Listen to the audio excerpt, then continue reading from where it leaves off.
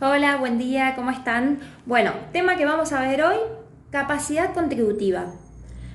¿Qué es la capacidad contributiva?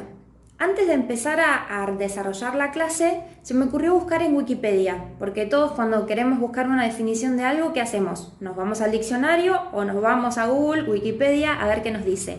A ver qué nos dice con respecto a este tema en cuestión.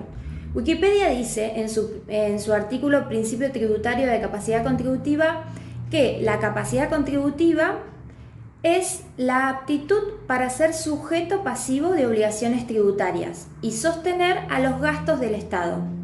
Ello implica que no se puede gravar allí donde no existe la aptitud.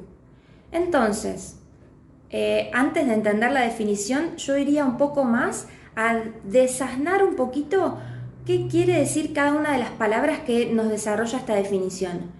¿Qué es primero una aptitud? Entonces me fui al diccionario y busqué. ¿Qué es la aptitud? La aptitud dice que es, el diccionario, una capacidad de una persona o una cosa para realizar adecuadamente cierta actividad o función o servicio. Bien, entonces entendemos que la aptitud es la capacidad que tengo de hacer algo. Bien. Y después continúa la definición como la aptitud para ser sujeto pasivo de obligaciones tributarias. ¿Sujeto pasivo? ¿Qué significa? Ser sujeto pasivo en impuestos es aquel sujeto capaz que tiene la aptitud de afrontar una obligación tributaria. Ya vimos la definición de obligación tributaria en clases anteriores. Así que no vamos a repasar sobre eso, simplemente vamos a definir qué es un sujeto pasivo. Entonces, dentro de la definición de capacidad contributiva encontramos que el sujeto pasivo es aquel responsable de una obligación tributaria, ¿bien? Que en este caso es de pagar impuestos. Esa responsable o sujeto pasivo puede ser una persona física o humana o una persona jurídica, en este caso una empresa. ¿Bien? Bien, avancemos un poquito más. Entonces, definiendo y repasando qué es la definición de capacidad contributiva, resumimos que la teoría de la capacidad contributiva me va a servir a mí para entender quién debe pagar y por qué debe pagar. Entonces, además de leer algunos libros de la teoría, ¿sí?, de Villegas que venimos trabajando, me metí en la página de AFIP para ver qué dice con respecto a este tema de la capacidad contributiva, para que todos podamos entender de una manera sencilla qué significa ser capaz contributivamente. Entonces, nos fuimos a la página de AFIP y ahí averigüé e investigué que dice lo siguiente. Para poder entender la capacidad contributiva nos debemos preguntar, ¿sí?, ¿qué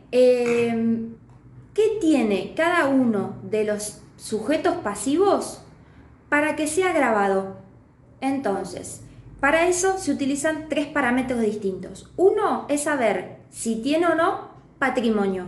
Otro es si tiene o no renta. Y otro es si tiene o no o realiza o no gasto. Entonces, nos preguntamos, ¿los que más tienen van a pagar más según la teoría de la capacidad contributiva?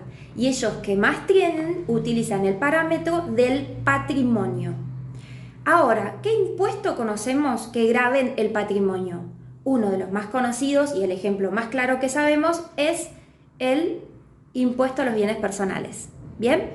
Que vamos a desarrollar en el tercer trimestre, segundo o tercer trimestre, fines del segundo, principios del tercero. Ahora, si tomamos el parámetro de la renta, nos preguntamos, ¿quiénes son los que más ganan? El parámetro que utiliza esta teoría es medir la renta de la persona o de la empresa. ¿Cuál es el ejemplo más conocido que tenemos? Es el impuesto a las ganancias. Bien, ese impuesto también lo vamos a desarrollar con posterioridad. Hoy lo tomamos simple como un ejemplo. Y finalmente, el último parámetro que toma la teoría de la capacidad contributiva es el gasto o el consumo. Entonces, quienes más consumen o más gastan van a pagar más. Ese impuesto, el más conocido que tenemos en nuestra tributación argentina, es el IVA, que también lo desarrollaremos con posterioridad. Bueno, espero que les haya gustado. Nos vemos la próxima y que anden muy bien. Cuídense.